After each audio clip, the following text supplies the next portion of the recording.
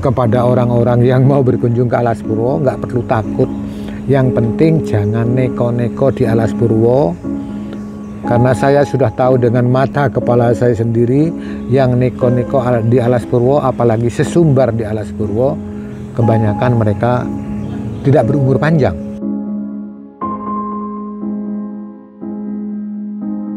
Kecuali satu, ya orang yang terbang itu ketahuan saya dia menghidupkan api itu dari tangannya. Jadi dari tangannya itu keluar angin yang meniup api untuk supaya jadi bara supaya jadi. Oh, jadi kayak ada fan gitu. Iya betul, cuman lurus tangannya gitu. Oke. Ya tangannya lurus. Terus lagi tuh, wah, ayo gak ngaku sekarang punya ilmu kesaktian, saya gitu. Ayo saya gitu. Sekarang tangkap basah ya sekarang ya gitu.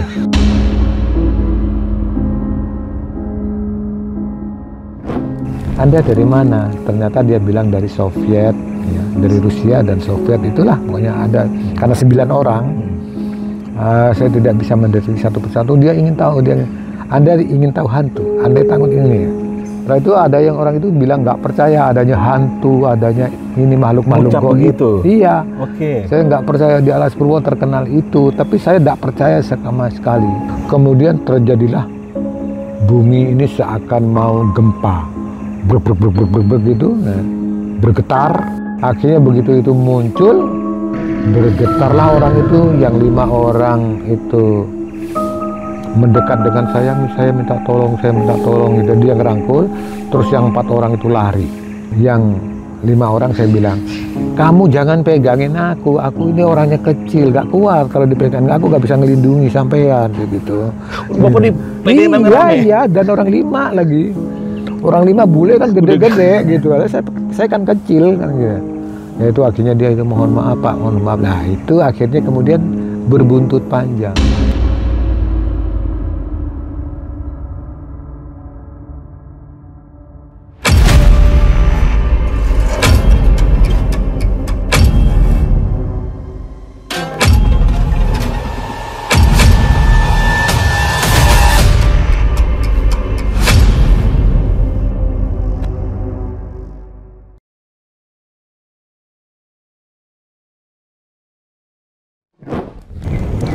Assalamualaikum brother, ketemu lagi di channel Jajah Malam. Hari ini gue sedang di Alas Purwo. Ya Alas Purwo, lo tahu kan Alas Purwo kayak gimana? Ya kalau kita baca literasinya memang Alas Purwo ini disebut hutan tertua. Dan bisa dibilang di Pulau Jawa disebut hutan yang paling disakralkan alias angker. Nah di sini gue tertarik untuk membuktikan apakah memang seperti itu dari keterangan orang-orang yang memang berkompeten untuk menjawab. Di sini ada salah seorang yang memang sudah 36 tahun beliau menjaga sebagai polisi hutan dan tahu persis apa saja yang pernah terjadi di sini. Dan kita akan membuktikan apakah benar adanya mitos-mitos seperti itu memang pernah terjadi di sini. Langsung aja gue kenalkan dengan Pak Suto, apa kabar? Baik, Assalamualaikum warahmatullahi wabarakatuh. Waalaikumsalam Pak Suto. Aduh, terima kasih nih udah meluangkan waktunya. Iya Mas Arfi, sama-sama Mas Arfi. Nah, sudah informasi ya bro ya. Pak Suto ini kalau lu semua yang mau pada ke Alas Purwo dan ibaratnya kan bingung ya, kita udah tempat di ujung gini, kita mau nyari penginapan di mana dan segala macam. Kebetulan Pak Suto ini juga punya bro homestay yang sangat nyaman bro. Nah, ini enak nih, lu bisa mampir ke Alas Purwo dan kalau ternyata kalian butuh untuk ditemenin atau sudah tahu literasi, Pak Suto orang yang paling tepat untuk lu tanya. Di sini nggak mudah gue nemuinnya, tapi alhamdulillah dipertemukan juga Pak Suto ya. Iya. Yeah. Melalui perjalanan yang rumit, ketemu. Rumit. Yeah. Nah Pak Suto nih, sebelumnya saya ini Pak Suto sebenarnya pengen menanyakan tentang, kalau saya kan sebagai anak Jakarta yang mendengar tentang Alas Purwo itu seperti apa ya? Ini hutan yang tidak bisa buat main-main dan bisa dibilang jangan sampai kita di sini itu sesumbar, jangan sampai kita sombong, jangan sampai kita segala macam, karena sudah banyak kejadian-kejadian yang pernah saya baca dan dengar dari internet dan YouTube. Nah, saya di sini untuk menanyakan kepada Pak Suto langsung ya, memang Pak Suto sini kalau nggak salah sudah 36 tahun ya Pak? Iya. Berjaga. Itu apakah benar Pak yang saya tanyakan tadi? Mungkin dimulai dari kisah Pak Suto dulu, awalnya bisa di sini tuh gimana sih Pak awalnya?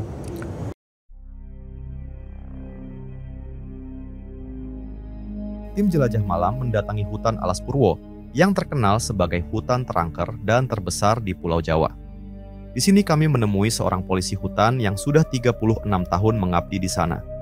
Banyak hal yang ingin kami tanyakan tentang kebenaran rumor yang beredar selama ini tentang berbagai macam hal mistis dan makhluk-makhluk penunggu yang mungkin pernah ditemui oleh Pak Suto sebagai orang yang puluhan tahun berada di sana. Mari ikuti hasil penelusuran kami.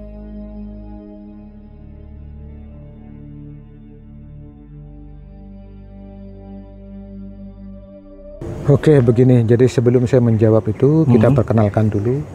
Mungkin ada pemirsa yang ingin tahu, ini adalah namanya Pak Din Suto. Nomor HP saya mungkin nanti ada di keterangan. Siap. Harvey. Aman, HP ada sama gue, bro. Iya, Mas Harvey, ya itu pertama yang akan saya ceritakan. Saya terpanggil untuk bekerja di Alas Purwo. Awalnya saya bekerja di IPTN, Industri Penerbangan Nurtanio yang ada di Bandung. Di PTN? Iya, di IPTN. Nah, saya kerja di sana dengan gaji yang cukup lumayan, cukup tinggi. Tapi pada waktu itu entah kenapa pimpinan itu mengeluarkan saya, sehingga saya dikasih pesangon waktu itu 7 bulan, 8 bulan dikasih pesangon. Akhirnya saya pulang dengan satu petunjuk, bekerjalah engkau di Alas Purwo. Dengan gaji yang cukup kecil di Alas Purwo, saya jalanin. Karena panggilan jiwa, ini cocok. Ini panggilan ini cocok. Akhirnya saya masuklah di Alas Purwo, menghadap pimpinan di Alas Purwo itu dengan apa istilahnya, saya mencari pekerjaan. Gaji silahkan, kalau memang saya ada gajinya berapa, mau digaji berapa, terserah saya gitu. Awalnya saya belajar bekerja dulu kalau memang belum ada lowongan saya gitu. Akhirnya saya belajar bekerja di sini. Masuk di Taman Nasional Alas Purwo itu dengan SK itu adalah sebagai tenaga harian atau tenaga percobaan yang belum ada struk gajinya. Itu pertama itu. Jadi 10 bulan saya di sini mengabdi tanpa digaji sepeser pun. 10 bulan saya kerja di sini tanpa digaji sepeser pun. Itu di tahun berapa Bapak mulai start itu, Pak? Itu di tahun 83 sampai tahun 84. Oke. 83 84, kemudian 84 kita dimasukkan dalam harian proyek Polhut Alas Purwo. Pada waktu itu Polhut atau Jagawana Alas Purwo. Saya masuklah di sini. Nah, begitu awal masuk di Alas Purwo, ditempatkan di Pos Rowobendo. Ya, waktu itu namanya Resort Segoro Anakan, Pos Rowobendo. Begitu saya masuk, saya melewati kawasan setelah tempat tiket itu. Di situ ada situs kawitan. Di situ dulu jalannya belum hot mix, jadi jalan masih jalan tanah gitu.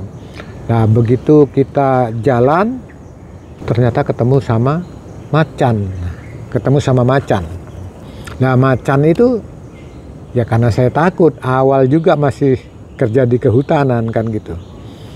Saya takut, saya berhenti, saya pegang pisau untuk jaga-jaga kan gitu. Ternyata macan itu berhenti, itu tersenyum dan sepertinya tertawa berbisik. Gitu aja takut, petugas kok takut sama hewan. Nah itu, kok takut sama ini. Macannya tersenyum? Iya tersenyum, bener tersenyum. Jadi saya merasakan dia tersenyum. Saya diejek, petugas aja itu. Jadi saya rasa, dalam batin saya sangat rasa sekali saya diejek. Oke, kalau gitu saya harus bangkit, saya harus berani. Akhirnya hari-hari berikutnya saya bertugas penuh dengan keberanian dan penuh dengan percaya diri. Nah, pada waktu itu pengunjung masih sangat sepi sekali. Belum tentu kita sehari itu ada pengunjung. Bahkan sampai seminggu pun mungkin pengunjung sangat terbatas sekali. Mungkin cuma ada 10 orang atau 5 orang itu yang datang. Itu pun belum ada mobil yang masuk. Itu. Jadi semuanya jalan kaki, kadang sepeda motor, itu pun kadang. Itu adalah orang-orang yang berduit lah gitu ya. Saya sendiri sebagai petugas saja pada waktu itu, jangankan motor, sepeda gayung aja saya belum punya. Nah itu kan. Akhirnya saya bertugas di Alas Purwo, saya lakonin dengan gaji yang tidak ada gaji. Bagaimana kita hidup, kebetulan di rumah itu saya punya toko kecil untuk menopang kehidupan keluarga. Pada waktu itu saya bekerja, lah di Pos Rowobendo itu pengunjung itu ada 2 macam. ada yang hanya ingin tahu Alas Purwo berkunjung, terus ada pengunjung ritual. Nah, disitulah saya melihat pengunjung ritual itu sebagai orang gila, kan orang lelono gitu, orang lelono, orang mau bertapa, ya orang gila ini saya gitu pada waktu itu. Jadi benar-benar saya pun juga asing dengan yang namanya spiritual, dengan ada apa yang namanya konsentrasi, kebatinan, macam-macam. Saya pada waktu itu benar-benar menganggap itu orang bodoh, itu orang ini. Nah, ternyata kemudian dari banyak pengunjung itu kita bergesek. Nah, kemudian setelah sholat merenung, setelah kita habis jaga mau tidur juga merenung, berpikir makin lama. Ternyata setelah malam habis saya sholat, malam tidur, saya bermimpi dunia itu ternyata indah. Alas Purwo itu ternyata indah. Ada ini, itu ada di dalam mimpi saya. Kamu diterima di Alas Purwo, selamat datang. Ini suara siapa ini? Bisikan siapa ini? Pada waktu itu saya penasaran sekali, bukan penasaran dengan yang macam-macam. Pengirim suara ini siapa gitu loh. Itu dalam mimpi. Akhirnya dengan bersamaan berjalannya waktu, baru saya ketemu. Saya adalah penguasa di Alas Purwo. Duh, siapa nama Anda? Saya gitu. Dia bilang, saya adalah Pangeran Gringsing. Nah, Pangeran Gringsing itu siapa? Sampai sekarang pun saya nggak tahu Pangeran Gringsing itu siapa. Dia yang jelas seorang patih, Pangeran Gringsing itu.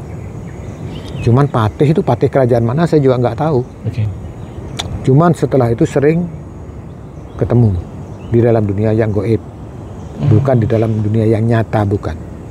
Dalam mimpi atau dalam kita merenung, nah itu.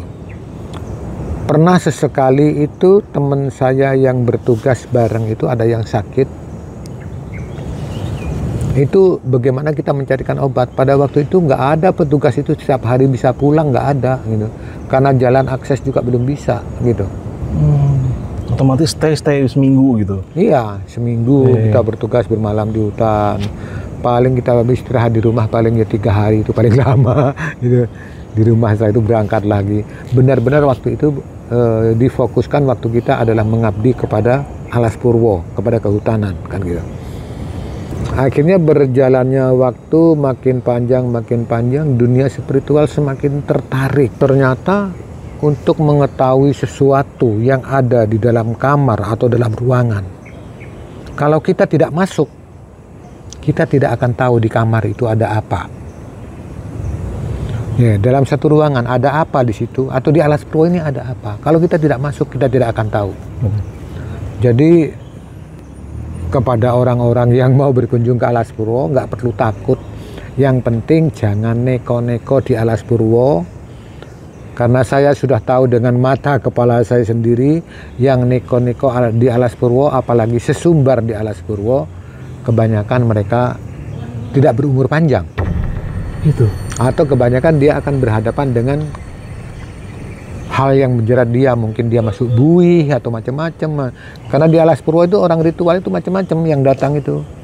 Ada juga yang pelarian karena banyak hutang, banyak masalah. Dia ritual di Alas Purwo, menjadi pertapa di Alas Purwo. Artinya pertapa karena dia sebenarnya karena keadaan aja ya? Karena keadaan, itu.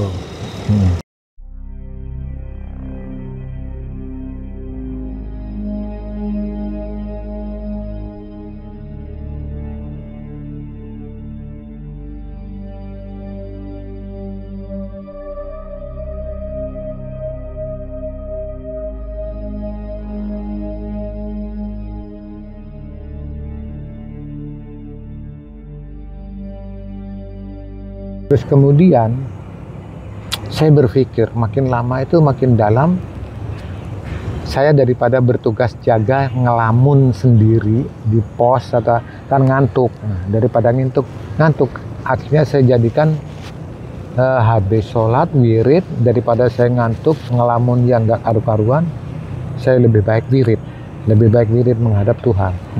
Orang ritual itu gimana, orang spiritual itu gimana. Saya baru ketemu dengan hal yang aneh-aneh. Aneh yang pertama saya jumpai di Alas Purwo itu ternyata ada satu kebun katakanlah di situ ada kebun nanas gitu ya. Terus kemudian ada kebun lagi, kebun buah-buahan apa gitu. Nah, ternyata itu silahkan kalau Anda mau makan, mau ngambil silahkan, tapi jangan dibawa pulang. Oh gitu. Ya, kalau kita membawa pulang sesuatu dari Alas Purwo, ya, itu biasanya di tengah jalan itu akan tersesat. Akan tersesat atau mungkin tidak akan pernah sampai di rumah. Dan itu sering terjadi? Sering terjadi. Oke. Itu jadi masuk di dunia spiritual itu beda lagi dengan hal yang nyata.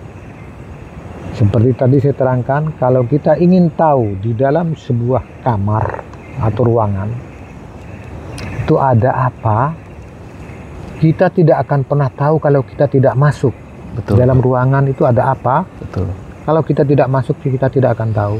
Demikian juga spiritual, kalau kita tidak melakukan, ya kita tidak akan tahu. Sama dengan sholat. Sholat itu adalah membawa ketenangan jiwa. Kalau kita tidak sholat, ya kita tidak tahu dong buktinya. Ternyata sholat itu adalah membuat kita itu tenang, jiwa, pikiran kita, cakrawala kita semakin akan meluas gitu. Akan banyak yang kita tahu, yang akan kita jangkau. Nah itu, akhirnya disitulah semakin lama saya semakin tertarik dengan dunia spiritual. Yang kemudian pada akhirnya saya sempat ketemu ada orang kok bisa terbang. Ini bisa terbang. Itu di tengah hutan.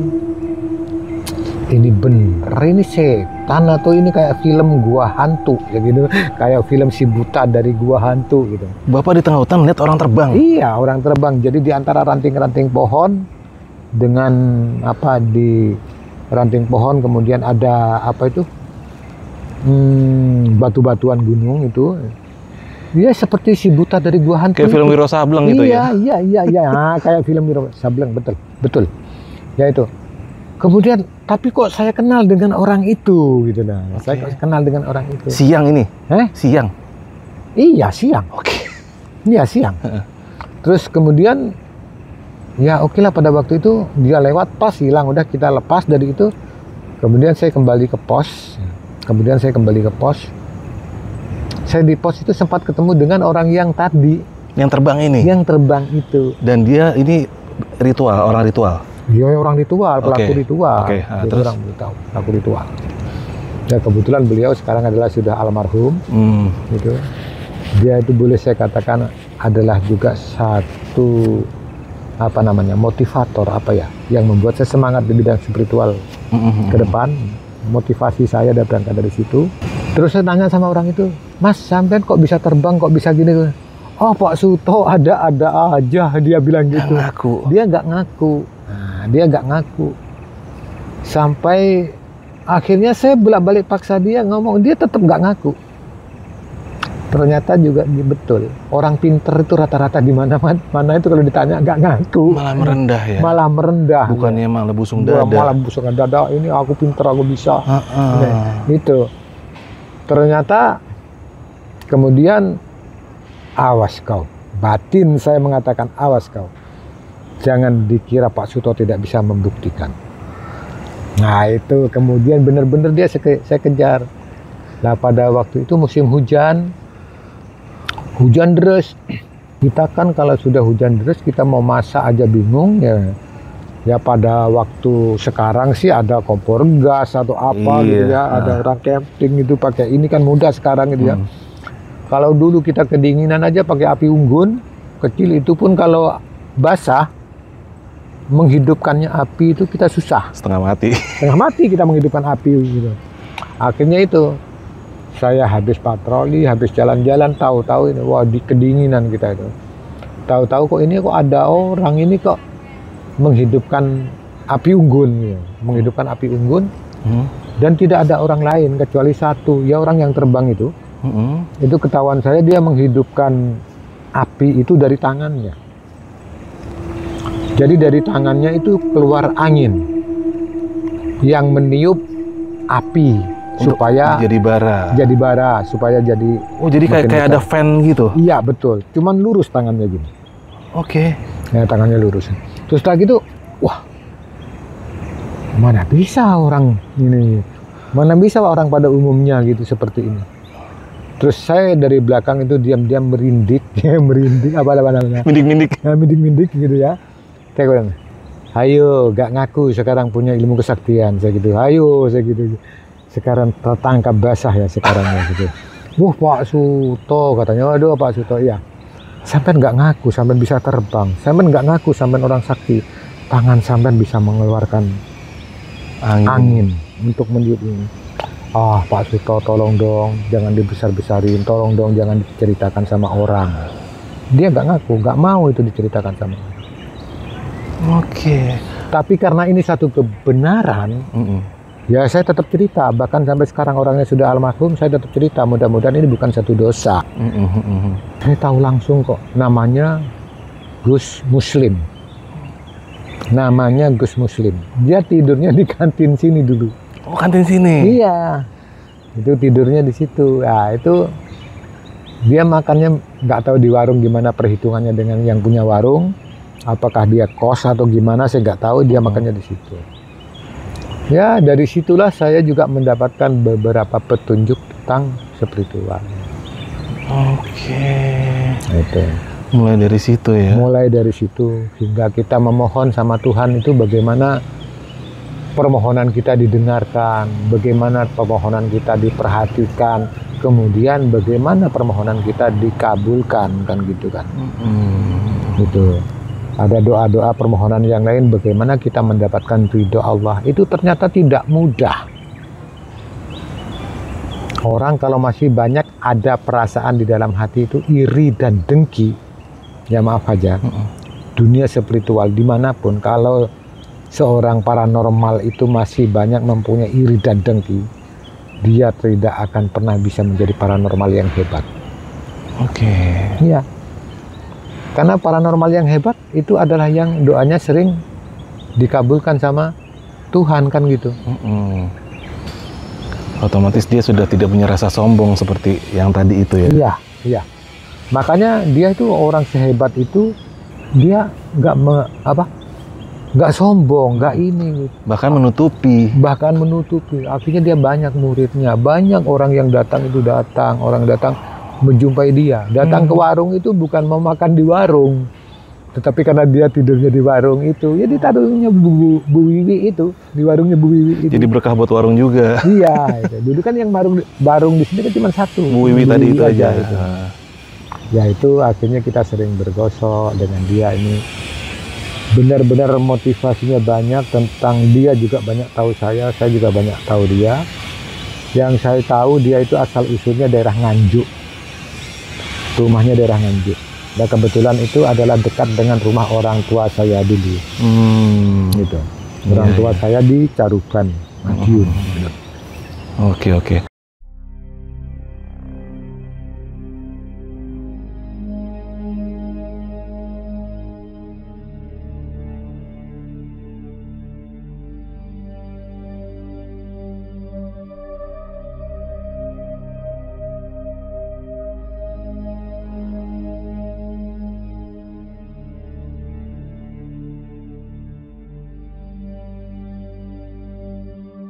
Oke Pak, itu kan berarti bisa dibilang salah satu contoh ya orang yang memang berilmu benar ya. Biasanya orang ini seperti Bapak bilang, cenderung menyembunyikan, merendah, dan nggak mau meninggikan diri. Tapi kalau saya melihat di beberapa, kan sekarang namanya media sosial sudah sangat ini Pak ya. Ada beberapa orang di situ saya melihat, yang saya sudah kasih lihat ke Bapak lah itu fotonya, itu dia menyatakan diri sebagai kuncen bahkan. Kuncennya Alas Purwo. Iya. Ini Bapak bisa ceritakan Pak, ini akhirnya kejadiannya seperti apa Pak? Ya, begini. Kebetulan yang Mas Arfi tanyakan, kebetulan saya juga mengenal semuanya gitu. Jadi awal tadi saya katakan pengunjung di Alas Purwo ada yang benar dan ada yang tidak benar. Ada yang mengaku-ngaku karena kepepet ekonominya di kampung atau apa, ingin menjadi orang spiritual, akhirnya jadilah di sini orang spiritual. Banyak murid juga, banyak orang yang datang juga, percaya juga karena penampilannya, benar, karena ceritanya, karena promonya itu ya. Berjenggot panjang, ya, berjenggot panjang, gondrong, panjang, udah gondrong. Iya. Dia mengaku sebagai juru kunci Alas Purwo, kuncian Alas Purwo gitu. Padahal saya pada waktu itu ya, saya petugas gitu. Saya tahu persis juru kunci Alas Purwo itu tidak ada lain kecuali petugas Taman Nasional Alas Purwo. Oke. Itu.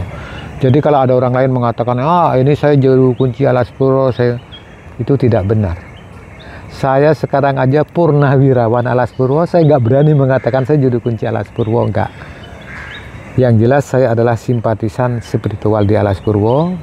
Kebetulan juga banyak orang yang minta informasi kepada saya tentang spiritual, tentang keadaan Alas Purwo, tentang macam-macam lah di sini. Ya jelaskan saya apa adanya. Di Alas Purwo tidak bisa dibuat pura-pura begitu. Orang mengaku juru kunci di Alas Purwo seperti ini, Alas Purwo itu tidak akan terima. Pasti dia akan kena bala. Tahu bala?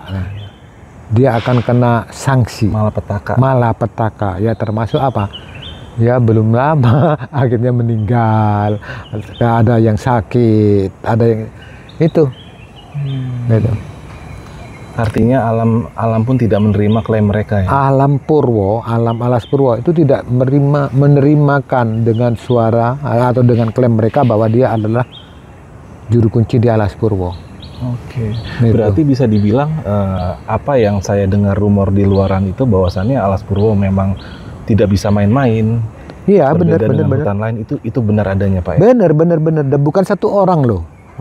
Yang seperti itu mengaku begini, kemudian di Alas Purwo ada lagi praktek praktek perdukunan yang nggak bener segala macam itu. Ya orang itu ujung-ujungnya yaitu tadi, lemahnya manusia itu ada di 3 faktor: harta, tahta, dan wanita. Iya. Orang kalau sudah kena wanita biasanya udah kelepek-kelepek kan gitu, udah apapun cara dilakukan, padahal nggak tahu itu istri orang atau apa segala macam gitu. Nah, itu biasanya akan ketemu bala, akan cilaka di Alas Purwo. Dan rata-rata meninggal. Rata-rata meninggal. Belum ada yang begitu sampai sekarang hidup itu belum ada. Oh, meninggal. Iya, rata-rata yang begitu tuh meninggal.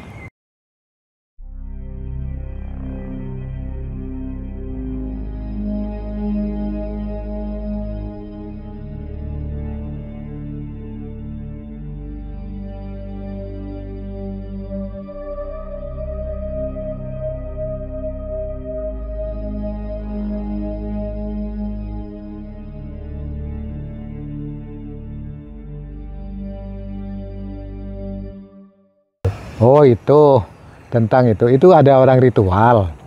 Kita nggak pernah kenal, dia orang jauh. Dia ritual di Alas Purwo. Terus kemudian ya karena saya sebagai petugas ya oke lah, yang penting kamu nggak merusak hutan, silahkan ada ritual. Kemudian pada akhirnya dia ngomong bahwa dia kehabisan dana untuk makan, itu untuk pulang, untuk apa gitu. Bapak ini bisa nggak bantu atau ini? Bener, Anda kehabisan makan, kehabisan ini, oke, sementara waktu makan ikut saya gitu.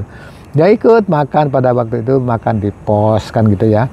Bahkan sampai itu dia mau pulang, berangkat sampai pulang ke rumah, dia ikut ke rumah saya. Ikut ke rumah saya. Istri saya juga merawat juga, meladeni juga, dimasakkan. Tamu dijamu lah. Dijamu lah yang namanya tamu itu. Akhirnya itu tadi dijamu. Kemudian karena dia nggak punya uang, oke kalau begitu nggak punya uang, rumah sampean di mana, perlu sampean naik bus atau naik kereta. Yang enak itu naik kereta, Pak. Di mana? Di stasiun Sempu, di stasiun Sempu. Ya oke kalau gitu saya antar ke Sempu.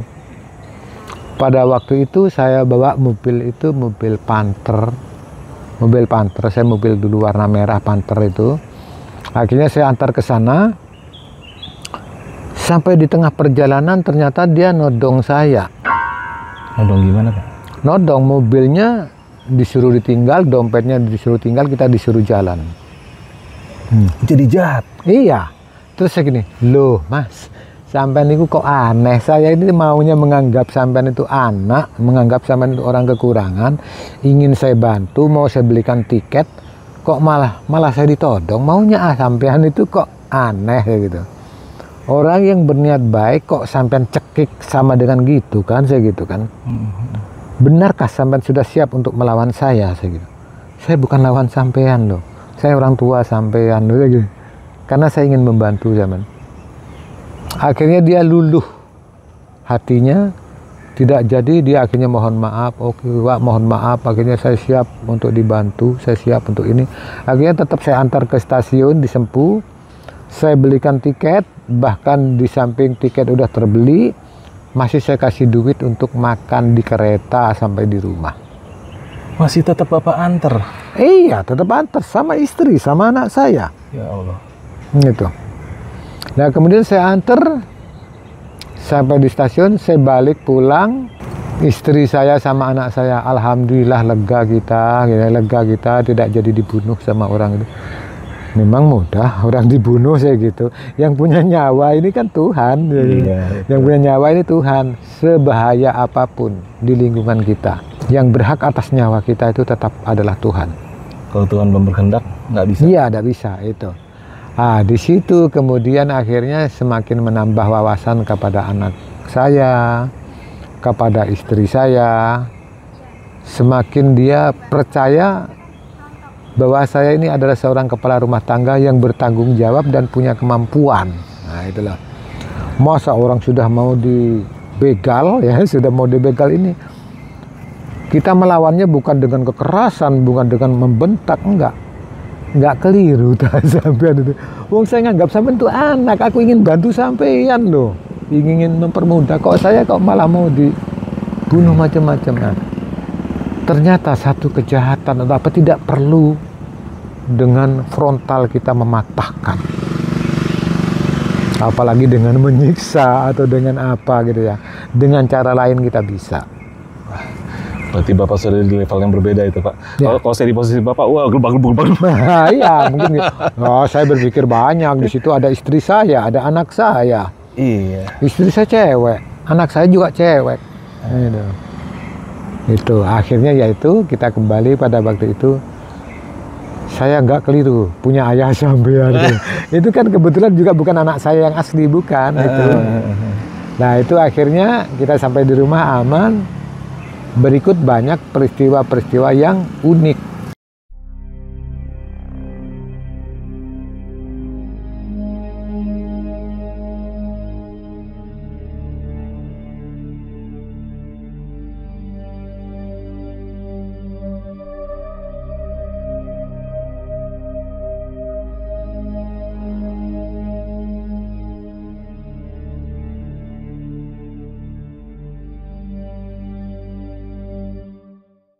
Ada juga dulu itu ada yang arogansi dari beberapa oknum apalah gitu ya datang ke sini. Aparat lah ini ya. Dari aparat lah intinya gitu ya.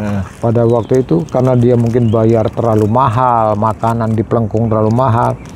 Dia sampai ada juga yang merusak jendela pos itu. Jendela pos itu akhirnya itu.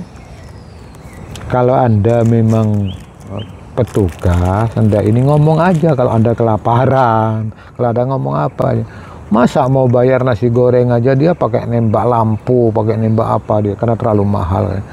Ya memang di Pelengkung itu wisata asing itu standar apa, standar orang bule. Ya standar orang bule, jadi untuk nasi goreng itu bisa mencapai 75.000 kan gitu kan.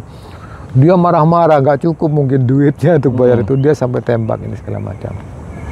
Akhirnya saya tangani, saya sebagai orang terdidik juga di Polhut 85, saya pendidikan Polhut.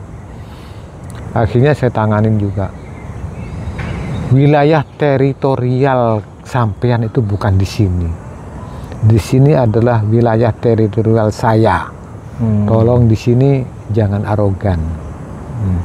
Itu sampai marah-marah, sampai bahkan pelang itu sempat saya copot, saya pukulkan ke ini, ke apa, dahinya ini.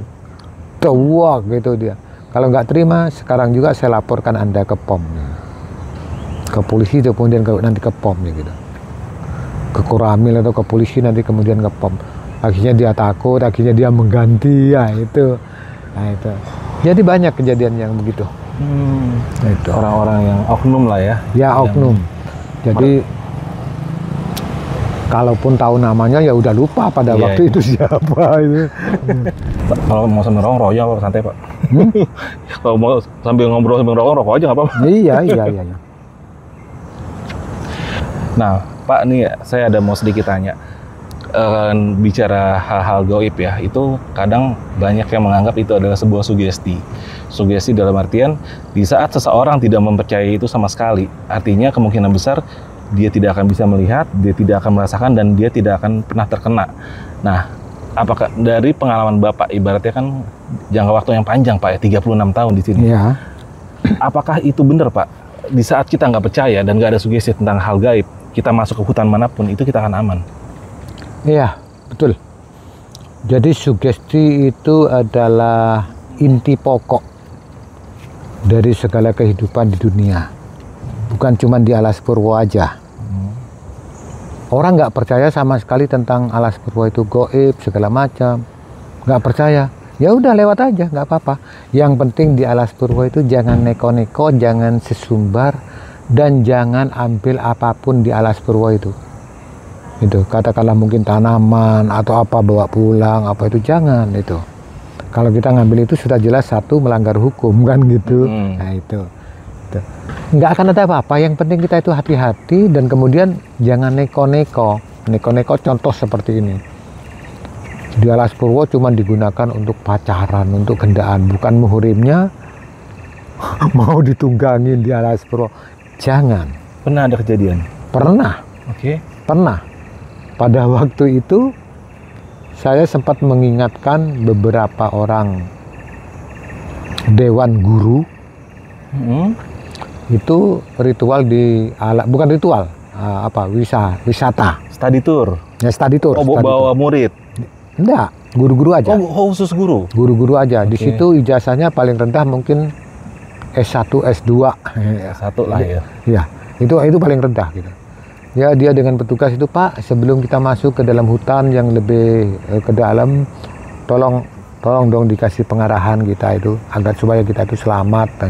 Ada salah satu itu yang minta begitu. Oke, silahkan dikumpulkan semua saya gitu. Akhirnya terkumpul semua, baru saya kasih pengarahan. Nah, setelah saya kasih pengarahan di Alas Purwo jangan neko-neko, jangan ini, termasuk jangan kencing sembarangan, terutama di bawah pohon. Apa itu ada orang laki-laki biasanya kan kalau kencing di bawah pohon itu. Jangan, karena di Alas Purwo itu di bawah pohon itu rata-rata digunakan orang itu untuk ritual untuk mendirikan dupa. Itu rata-rata di bawah pohon kan itu. Jadi kalau masih ada MCK ya kita mau kencing mau apa ya di MCK itulah ya. Di tempatnya. Ya di tempatnya kan gitu ya. Ya itu. Jadi orang-orang itu karena minta petunjuk, jadi saya kasih petunjuk itu. Nah terus kemudian apalagi Pak gitu ya tanya ya itu tadi yang bukan mukrimnya juga gitu. Kalau mau pacaran silahkan di luar, jangan di Alas Purwo. Saya khawatir Anda nanti akan mendapatkan malapetaka saya gitu. Wah itu setelah gitu kasih peringatan macam-macam gitu. Setelah itu udah selesai, saya menjadikan penjelasan silahkan Anda berkunjung. Pengarahan cukup sampai di sini. Ternyata dia begitu masuk ke hutan jarak sekian sekilo 2 kilo lah gitu loh dari pos saya ngasih briefing itu. Pada ngerasani saya, ya jangan percaya sama petugas itu, tahyul itu katanya, itu tahyul. Bapak bisa tahu itu? Tahu? Oke. Karena saya, ya itu tadi kemampuan spiritual seseorang beda. Jadi jarak jauh saya bisa itu, tapi tidak pasti. Pada waktu itu saya bisa. Sekarang mungkin bisa, atau nanti saya mungkin bisa gitu. Dan selalu datang bukan karena saya hebat, semua karena anugerah dari Tuhan. Gitu. Ya itu kemudian akhirnya begitu dia pulang, kebetulan saya lepas piket, saya sudah pulang, ternyata ada yang meninggal. Nah, itu. Ada yang meninggal, ada dari yang rombongan ini. Iya, dari rombongan yang saya kasih briefing gitu. Karena dia dewan guru ya terkenal lah gitu, guru dari kota Jember pada waktu itu. Jadi mungkin juga apa kita bikin YouTube atau apa ada dewan guru yang masih hidup, mungkin ada juga yang akan berkomentar. Teman-temannya yang masih hidup pasti akan ada yang berkomentar. Nah itu mereka bikin kesalahan itu selain itu mungkin ada lagi Pak yang agak parah, mungkin sampai mereka sampai segitunya. Ya perbuatan sejauh mana nggak tahu, yang jelas yang itu pada pacaran yang bukan muhrimnya, yang jelas itu. Oke, sesama guru. Iya, iya, itu yang iya, bikin parah. Iya, ya kalau saya katakan itu oknum lah gitu. Iya, iya. Oknum daripada gitu. Oknum. Itu. Akhirnya itu tadi. Nah, kebetulan terakhir sebelum istri saya yang pertama meninggal, saya di rumah sakit itu satu kamar dengan salah satu guru yang pernah saya kasih ini Ujangan itu. ujangan itu. Pak, saya adalah orang itu, Pak. Saya salah satu dari orang itu. Bener, Pak. Teman kita banyak yang mati, Pak, pada waktu. Nggak hanya satu. Ya kan banyak orang. Banyak orang, dan yang mati waktu awal itu 4 orang. Nggak tahu tambah berapa lagi saya nggak tahu. Oh, artinya bukan kebetulan. Kalau satu mungkin kebetulan. Nah, makanya saya bilang di Alas Purwo itu bukan sesuatu kebetulan tentang malapetaka yang nggak bener di Alas Purwo. Hati-hati. Berkunjung di Alas Purwo silakan. Nggak perlu takut. Seperti tadi itu, karena sugesti kita nggak ada apa-apa, kita jangan nyalah yang macam-macam lah, kita ikuti petunjuk petugas. Karena petugas itulah juru kunci. Karena petugas itulah juru kunci. Nah, itu. Jangan neko-neko dari itu. Alas Purwo bukan main-main. Kalau nggak percaya silahkan Anda sesumbar di Alas Purwo atau apa. Nggak lama atau apa Anda akan mendapatkan Sesuatu. gitu. Entah sial. Anda baik di Alas Purwo maka Anda akan baik. Anda jelek di Alas Purwo maka Anda nanti akan jelek. Oke, itu benar-benar terjadi Pak ya. Ya, perjalanan saya spiritual bukan cuma di Alas Purwo. Perjalanan saya termasuk di Gunung Gede Pangrango, di Ujung Kulon, di Pangandaran, di Gunung Masikit Karembi, itu. Saya pernah ke sana, pernah ritual di sana, di Alas Roban atau di mana. Memang belum ada kok yang sehebat di Alas Purwo itu.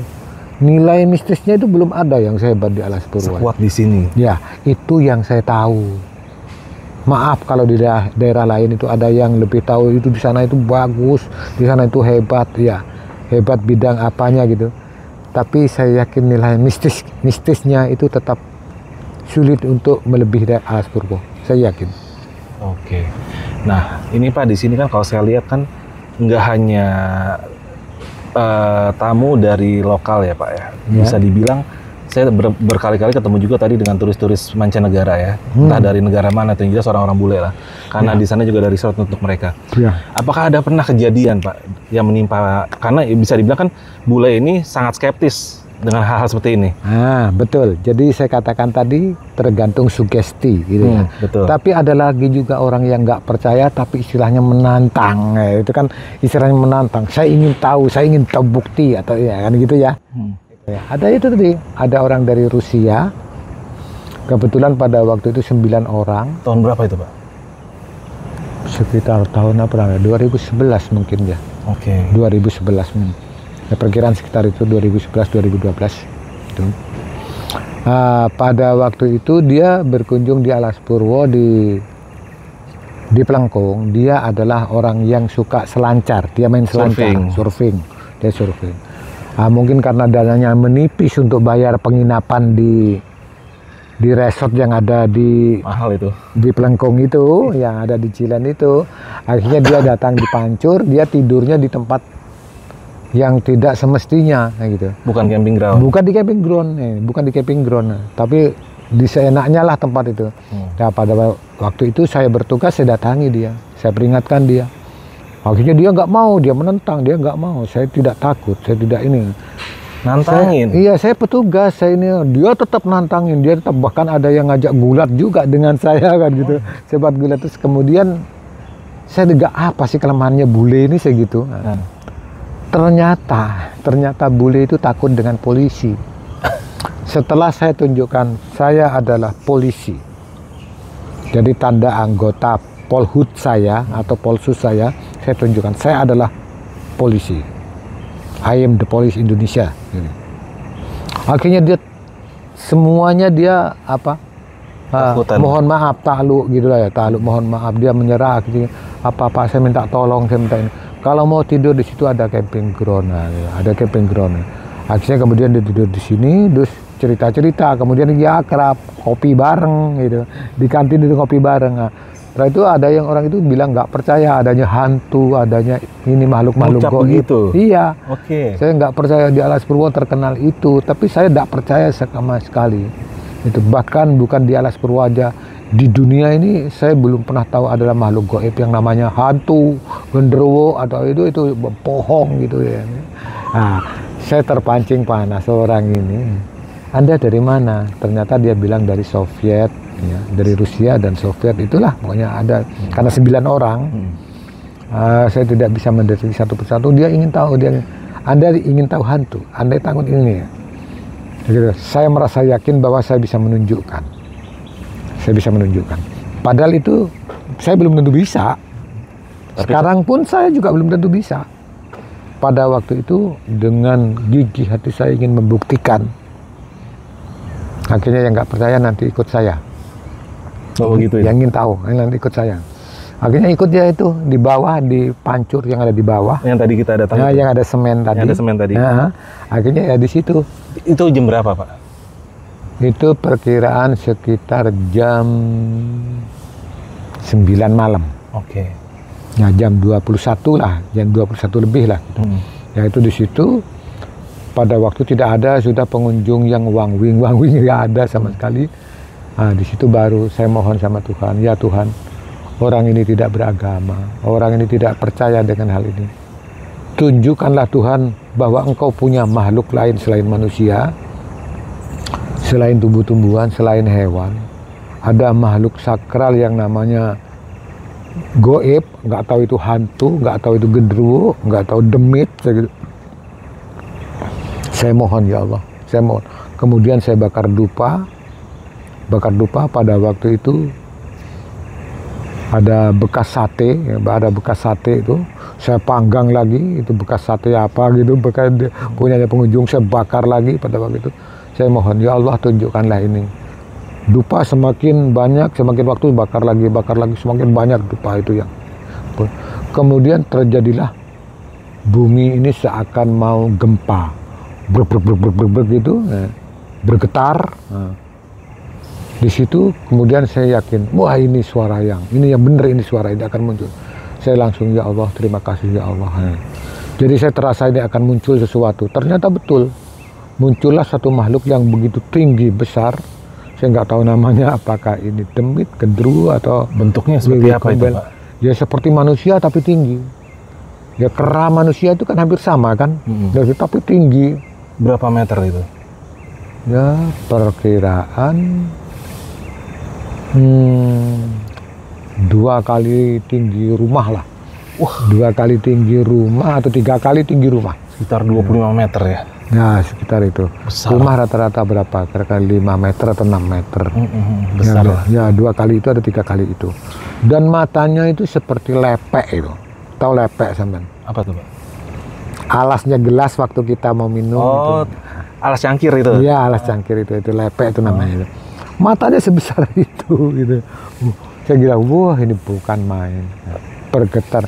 Akhirnya begitu itu muncul, bergetarlah orang itu, yang 5 orang itu mendekat dengan saya minta tolong gitu. Dia ngerangkul, terus yang 4 orang itu lari.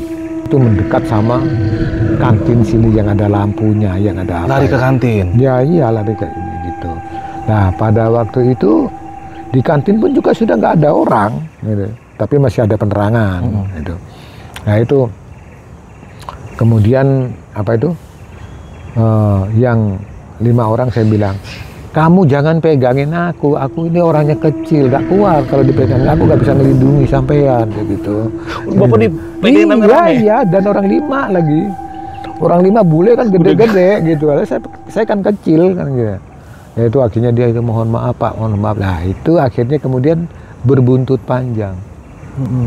Baru di Indonesia, baru di Alas Purwo saya ketemukan cerita mistis ini, ternyata benar ada makhluk nyata itu kan gitu ya. Saya tidak akan melupakan Indonesia dan saya tiap tahun akan ke Indonesia, dia bilang gitu. Akhirnya pada satu ketika dia datang Bahkan ada yang ingin mengetahui ilmunya itu bagaimana mengundang, bagaimana ingin ketemu. Malah jadi penasaran. Iya, jadi penasaran, akhirnya dia masuk Islam, dia mu'alaf akhirnya. Karena saya beragama Islam, dia ingin masuk Islam itu. Akhirnya saya minta bantuan kiai yang di tempat saya sendiri gitu. Saya minta bantuan itu untuk didoakan, dibantu membaca 2 kalimat syahadat untuk menjadi mu'alaf itu. Ya itu akhirnya mu'alaf itu selamatan. Kita beli ayam, kita bikin ingkung lah itu istilahnya. Tahu ingkung ya, men? Ayam bekakak gitu ya? Ya, ayam yang dipanggang ini, ya itu. Akhirnya ya itu kita selamatan. Nah, kemudian dia tiap tahun datang ke Indonesia. Kadang-kadang pun kalau libur cuma 1 tahun aja, setelah itu datang lagi. Itu. Seperti tahun ini dia nggak tahu datangnya kapan. Nah, tahun ini kan dia belum datang. Dia biasanya datang di waktu ombak lagi bagus untuk surfing. Oke. Gitu. Nah, itu. Wah, ini kisah luar biasa ya. Ya. Akhirnya dia memilih memeluk Islam karena di Islam mengajarkan hal yang benar, bahwasannya memang ada dunia sebelah ya. Ya, ada dunia lain, ada dunia gaib. Dan itu mungkin nggak pernah dia tahu. Ya, tidak pernah dia tahu. Apakah dia sekarang mampu untuk mengundang makhluk begitu, saya juga belum tahu. Gitu. Tapi yang jelas sudah dia datang ke Indonesia, dia juga sudah datang, dan kita sholat, dia ikut sholat juga. Oh, gitu. Iya. Alhamdulillah. Walaupun yang dibaca itu apakah benar atau enggak, dia melanjutkan mencari kiai atau santri, saya nggak tahu. Karena di negaranya ada enggak, saya nggak tahu di negaranya. Gitu. Wah. Jadi berarti bisa dibilang kalau yang namanya orang tanpa sugesti pun itu bisa dipatahkan, karena ternyata kan bule ini orang Rusia yang ateis ya, bisa dibilang. Iya. Dia nggak beragama, sampai dia pun bisa melihat, artinya itu kan bukan kekuatan sugesti, artinya memang nyata ada. Iya, nyata-nyata ada. Cuman ini mungkin karena sugesti saya yang berlebihan atau gimana. Saya sakit hati kalau sampai dia tidak tahu, kalau sampai saya tidak bisa mengundang ini. Karena dia sudah meremehkan. Iya, saya karena meremehkan. Ya Allah, engkau diremehkan, engkau ini, jadi segitu. Tunjukkanlah sesuatu darimu, ya Allah. Dan uniknya di saat itu bergetar semuanya, Bapak malah alhamdulillah. Iya, karena apa, doa kita dikabulkan. Itu loh. Betul. Karena kalau saya, ya maaf aja, saya nggak pernah takut dengan yang gitu. Sampai kapanpun saya nggak pernah takut. Karena saya yakin peradaban paling tinggi dan paling kuat itu adalah manusia, saya yakin. Iya, Pak.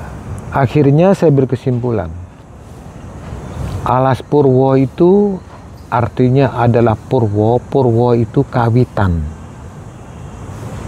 Tahu maksudnya kawitan? Nggak ngerti. Kawitan itu asal muasal. Oke. Jadi wayang kulit aja namanya wayang Purwo. Masa ada wayang Jakarta, wayang Jogja? Nggak ada kan? Bahkan wayang India nggak ada kan? Padahal kisah Mahabharata, Ramayana berasal dari India. Tapi kenapa wayang kulit itu namanya kok tetap wayang Purwo? Jadi tidak ada dalang itu yang mengatakan ini. Walaupun itu wayang golek, tetap ada namanya wayang Purwo. Purwo kawitan, berarti Alas Purwo ini kawitan. Kawitan asal muasal dari segala peradaban. Benarkah? Saya gitu, benarkah? Itulah yang kita jadikan PR terus untuk melanjutkan spiritual. Oke. Tidak akan pernah patah saya menjadi orang spiritual. Walaupun ada yang di sana, ada yang menelpon, ada yang nantangin saya, ada apa? Untuk apa saya ngeladenin orang yang nantangin saya gitu. Itu. Benar. Contoh kecil aja yaitu tadi. Purwo kawitan. Di situ wayang kulit, ada kisah Mahabharata, Ramayana, gitu ya, Bratayuda. Di situ ada kisah Sri Lanka, Ngalengko, ya kerajaan Ngalengko.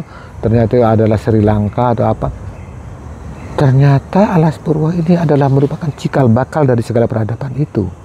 Tertua. Jadi bukan cuma Indonesia loh. Ya nyatanya sekarang yang punya kisah apa? Dewi Sinta, perang antara ini apa ya? Itu adalah India kan?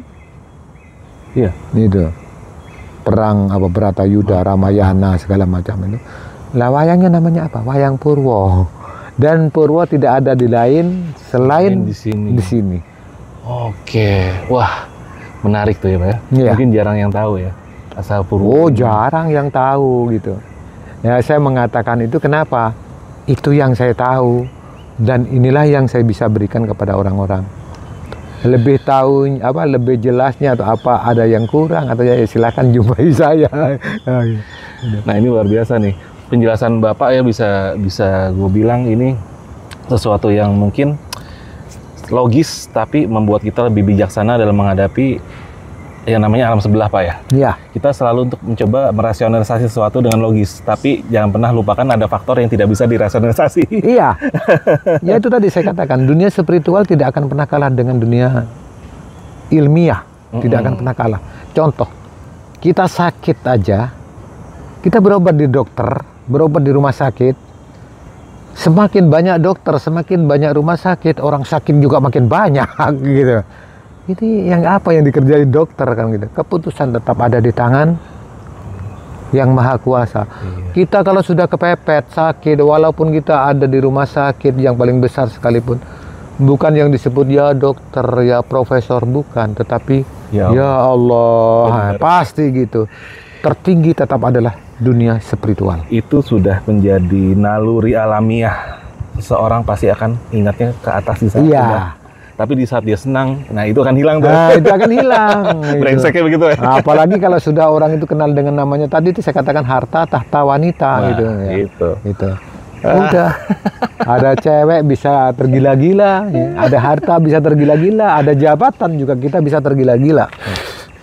Oke, brother, ini keren nih. Ini mungkin Pak jangan banyak-banyak dulu ceritanya biar episode-nya banyak ya. Oh, gitu. Nah, lu masih penasaran kan? Ini masih banyak ceritanya nih, Bro. Nah, jadi buat lu semua mudah-mudahan yang tadi sekelumit ini sudah bisa memberikan sedikit clue ya tentang Alas Purwo itu seperti apa. Jadi memang bisa dibilang benar adanya Pak ya kalau memang di sini tuh kita tidak bisa sembarangan karena alamnya berbeda. Mungkin juga ya maaf goibnya juga berbeda dibanding tempat-tempat lain. Kalau mungkin kayak gue sendiri, jujur aja bro, gue sering ya namanya, gue dulu basicnya pemburu, gue juga pendaki, gue sering ke hutan, sana sini, jadi gue ada sedikit rasa, gue udah pernah. Nah, gue nggak dengar bapak ini. Ini Mas Arfi ini gini, Mas Arfi ini adalah seorang pemburu ya, pemburu itu adalah pencari, pemburu, pencari atau penembak segala macam. Betul. Dia ternyata berburunya sekarang beda. Kalau dulu berburunya sama hewan, mungkin mencari babi hutan atau segala macam. Sekarang menjadi pemburu ilmu ini, iya, Pak. Menjadi pemburu spiritual ini. Ya silahkan aja lanjutkan. Mudah-mudahan semuanya berkah. Amin, amin. Berkah bagi jenengan Mas Arfi dan Ibu. Berkah bagi semuanya. Bagi yang kurang jelas, ingin jelas silahkan datang pada saya. Setiap saat saya siap. Gitu. Menerima. Biarpun malam, biarpun apa, silakan nomor telepon saya bisa ditanyakan. Ini enak bro, silakan, tempatnya enak gitu banget.